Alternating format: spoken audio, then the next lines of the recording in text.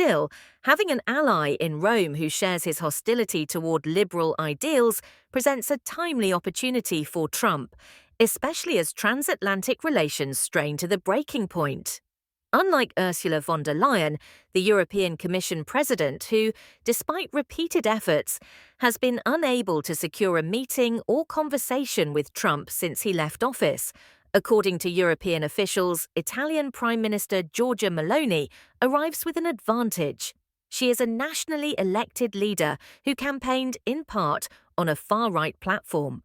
While officials in Joe Biden's administration have expressed cautious appreciation for Meloni's strong support for Ukraine and her leadership of the G7 last year, Trump views her differently and favorably.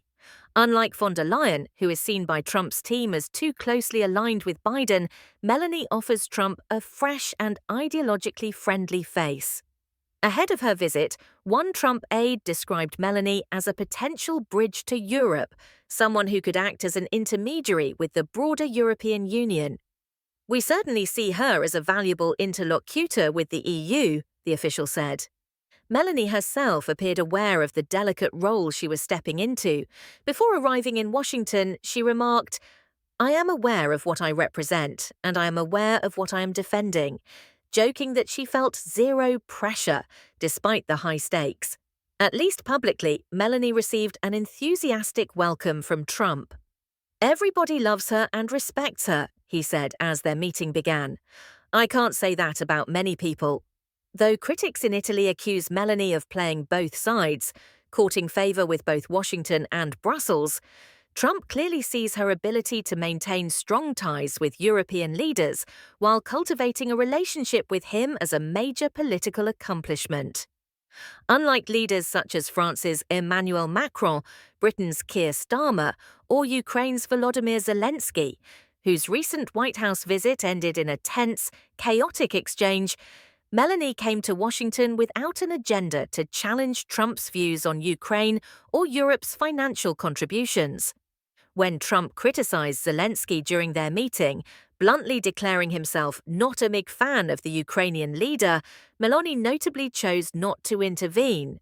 And when asked in Italian who bore responsibility for the war in Ukraine, to which she referred to Russian President Vladimir Putin as l'invasore, the invader, she cut off her interpreter before the translation reached Trump, instead pivoting to speak directly in English about Italy's plans to raise defense spending, leaving her comment on Putin untranslated.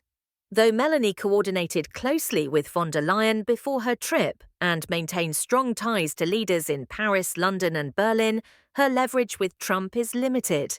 The 20% tariff Trump has threatened on European goods can only be addressed through negotiations with EU officials in Brussels, not by individual leaders. Thus far, European officials have gained little clarity on Trump's demands for a new trade deal, and it was unclear whether Meloni departed Washington with any firmer understanding.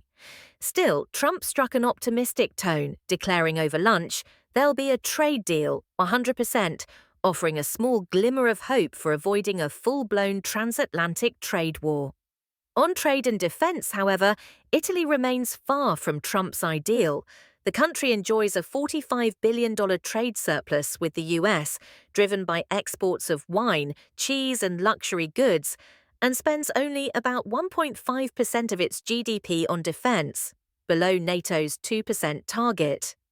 Ordinarily, Trump might have seized on both issues for a familiar rebuke. Instead, he chose to overlook these grievances, lavishing Meloni with praise.